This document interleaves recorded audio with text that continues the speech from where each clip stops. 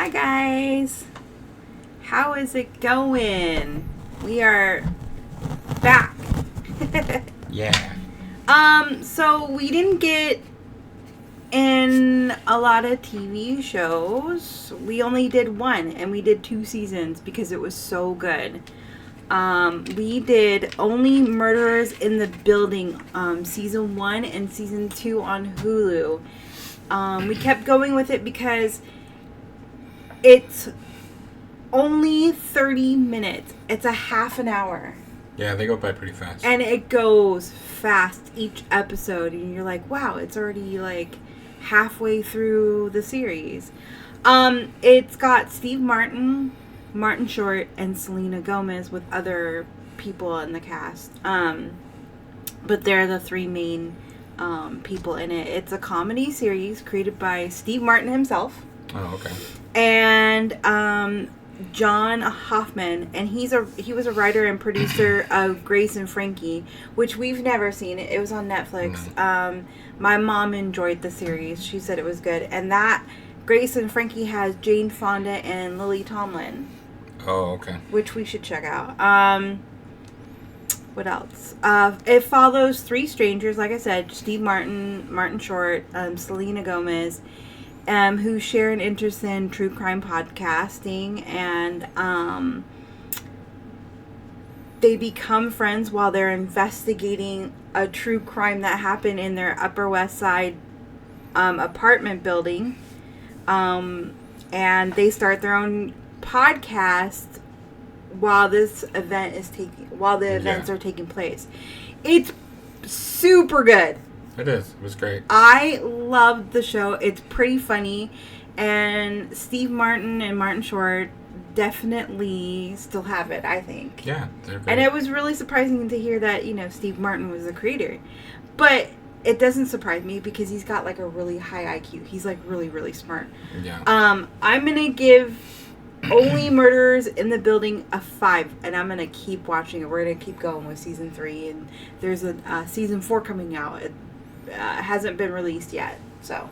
Yeah, I'll give it a 5 as well. Season 3 has got Paul Rudd in it, who dies in the beginning. So we're excited to see how that all plays out. And it doesn't happen in the building; it happens in like a theater or something like that. I don't know, but yeah, it's a really good series. I suggest checking it out.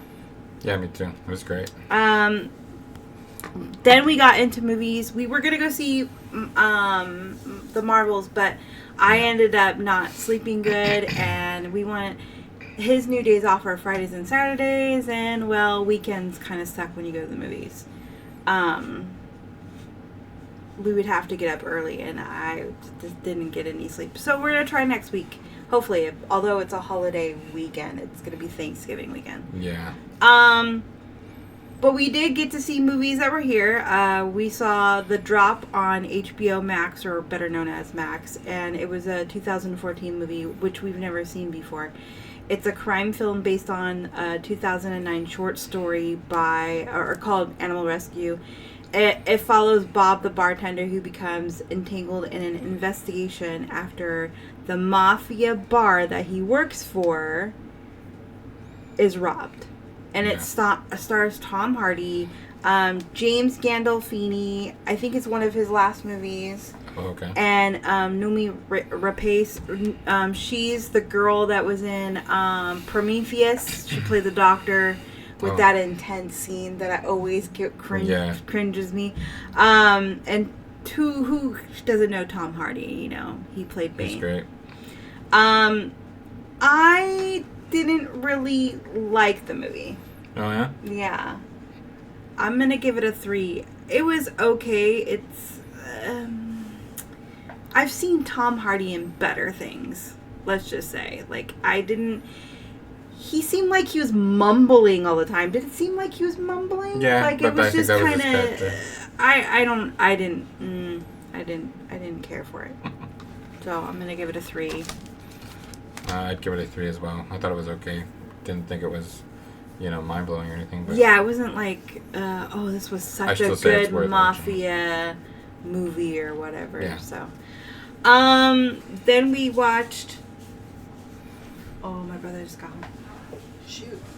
Okay. Then we watched The Killer. That's on Netflix. It just came out. It's an action thriller directed by David Fincher, who, you know, the works that he's done. I think he did, Fight Club and all that stuff. Oh, okay. That's the same guy. I think so. So That makes sense. it's from a screenplay. It's based on a French graphic novel as the same name by Alexis Matz Nolan and illustrated by Luc Jacquemont. It follows a hitman who gets entangled in an international manhunt when his hit goes wrong. It's got Michael Fassbender as the hitman, Arliss Howard, who is the lawyer, and then Tilda Swinton, who's another hitman. I also didn't like this movie. Oh, really? Yeah. Oh, okay. I mean, it was okay. I only watched it for Michael Fassbender because I love him. He's a great actor, but Yeah. I did not like this. It reminded me of trying to be John Wick, but in like a cool noir kind of feel to it. Yeah. And it didn't work for me. It did not work at all. So I'm gonna give it a 3. It almost got a 2, but I love the actors and it just didn't. Yeah, it didn't feel right, the whole thing. Okay. I actually enjoyed it, but I'd still give it like a 3.5, 4. Yeah. It's okay. But I like Michael Fassbender, and it was an interesting story of like because you're just going through his perspective yeah. all the way through. But I think John Wick was better. Oh, Way yeah. better. It had more action. I don't know. Maybe it was just too slow for me. Probably. I don't know. It's more story than action. Yeah. Because you're in his mind and he's narrating everything as he's going through and what he's thinking and stuff like that. As a killer, as a Yeah. hitman. Then we bought The Creator off of Vudu. It is $20 off of Vudu, and it's fucking worth it. This movie was amazing. I'm gonna give it a 5. You need to watch this movie, The Creator. All thanks to my husband, who loves this kind of genres, the science fiction, action. It's produced and directed by Gareth Edwards, who also did Rogue One and Godzilla. The movie is set in 2070. It's years after a nuclear detonation in Los Angeles. Why is it always got to be LA? It's always LA. And a war against AI has happened. So they hire an ex-Special Forces agent to hunt down and kill the creator of the AI, who has developed a mysterious weapon with the power to end the war. It is just action-packed right from the start. It's really interesting. You know who I thought did the movie? I thought it was the guy who did like Chappie and Elysium. Yeah, those are good movies too. There's another movie that he did, but I thought it was the same guy. Not the same guy. Star Wars Rogue One was amazing, and I think that had a play in it because there was a story behind it. It's a really good movie, and I think it should be considered Oscar worthy. That's Sure. It was really good. Here is what I just learned about it. The main guy, John David Washington, is the son of Denzel Washington. Oh, really? Yeah. Okay. Had no idea. This is going to be his big career move. He is going to be an uprising star for sure. Like, Denzel, you did a good job. Like, if you helped him out with his acting career or get him into that. I mean, he's great. Also starred Gemma Chan, who she's been in, like, Don't Worry, Darling. She's been in Eternals. I think she was the main star in Eternals. And she also was in Captain Marvel, which is kind of weird because they're both Marvel. Yeah. And she played 2 different characters. Also, Ken Watanabe, he's also in the second Godzilla movie, King of Monsters, who's the scientist guy.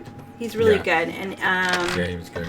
Who else is in it? Oh yeah, Allison Janney. If you don't know who she is, then I have no respect for you. But I'm gonna give it a 5.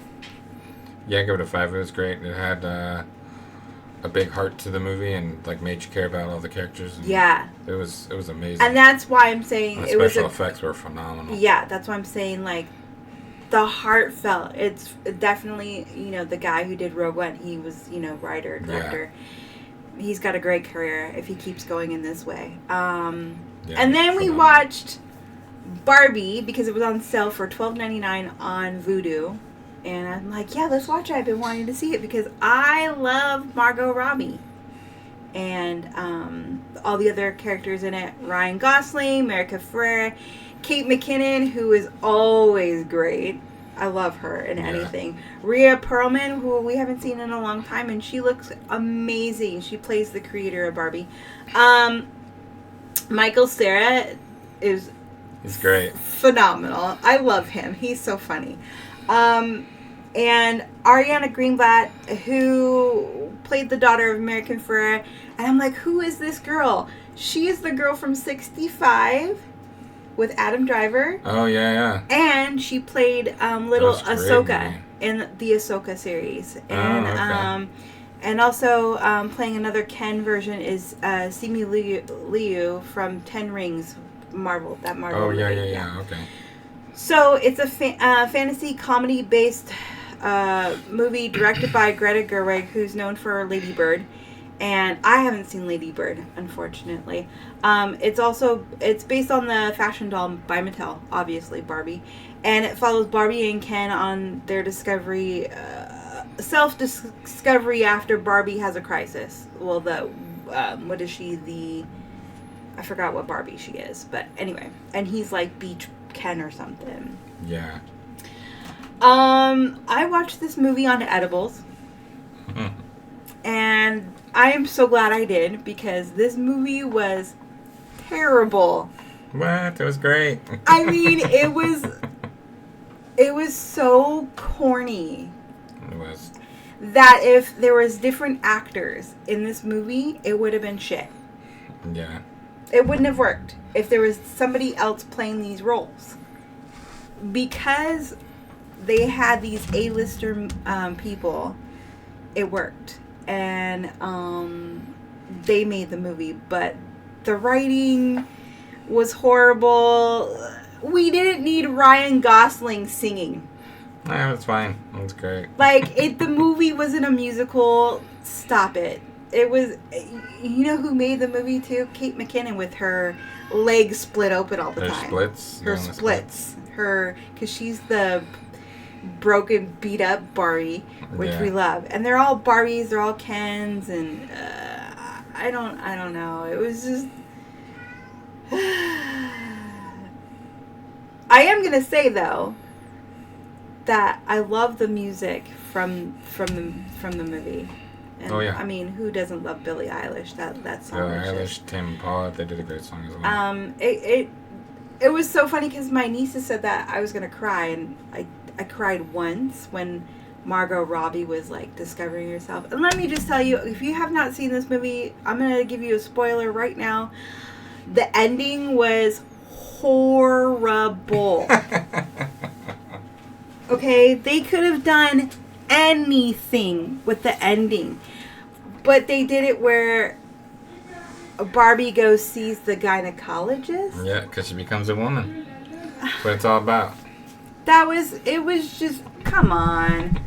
We're ruled by our genitals? No, I'm going to give it a 3 just because of the people in it. But if they didn't have Margot Robbie, if they didn't have Kate McKinnon, if they didn't have Will Ferrell, or Michael Cera. Michael Cera kind of saved it too. I would have given it a 2. Really? Yeah, but I'll give it a 3 for the people in it. I actually enjoyed it. I give it a 4. I liked it. I thought it was funny. Really? I thought all the characters were great. I mean, I didn't go into it having any expectation because I was like, whatever. And so I just enjoyed it for what it was, and I thought the underlying story was fine. I don't. The mom. I don't know where they were going. Getting back together. Yeah, that was cute. I interpret the end as Barbie just becoming a woman. You know, every girl's, and that's what the whole thing was like. Oh, the little girls, whatever, and then becoming a woman. Maybe I don't know. I think they went too political. I think they went. I don't know. I read too many things from the movie, and the comedy was okay because, like I said, it had these certain people in it. But yeah. Other than that, yeah. Wildfire was great. I also want to say there is a great song in The Creator, and I Shazammed the shit out of it because I was like, "Who is this? This is really cool music." And it was Radiohead. And I forgot the song name and everything like that. Oh, I could check it really quick on my phone. I love when there's good... Can we just agree, like, when there's a good, you know, movie and they have great music? Everything in Its Right Place by Radiohead. That was a great, like, for the... When it has good music to the movie, it inspires me. I don't know for what reason, but music and movies is always good. But yeah, that's what we... Hi, baby. That's what we did this week. We're hoping that we'll have some more stuff for you next week. I'm not sure if we're gonna be able to get Marvel's into it, but so. I'm sure if we actually get up early, we can just go in the morning first thing. But like I said, it's gonna be a holiday weekend, so I don't know. I don't know how crazy it's gonna be. But anyway, okay, let's recap. Only Murderers in the Building. Skip or watch? Watch for sure. It was great. Watch for sure. We loved it. The Drop on Max. You can skip it. Yeah, pretty much skip it. The Killer. You know, I'd say watch. I actually, like I said, I enjoyed the story and the killer's perspective was. I think it's still worth a watch. Like I said, it's not amazing, but it was. I'm going to say skip it. You're better off watching the John Wick series, especially the first John Wick. The Creator. Watch. I say watch it right now. Go buy it. It is worth the $20 on Vudu. Like, seriously. It's probably the best movie I've seen in years. It's so good. Yeah, it's really, really good. So good. And then Barbie. I'd say watch as well. Skip it. I enjoyed it. Skip it. I didn't take it seriously or read into it, you know. I guess that's the problem with myself. I thought it was just too much and ridiculous that they made a movie like this. But I think it did pretty good in the theater, though. It did very well. Like, a lot of people liked it. Well, that's the difference between you and me. But anyway, we'll be back next week. I hope you enjoyed this podcast. Don't forget to download and listen. Check out our YouTube. And we'll see you next week. Sounds good. See you later. Bye.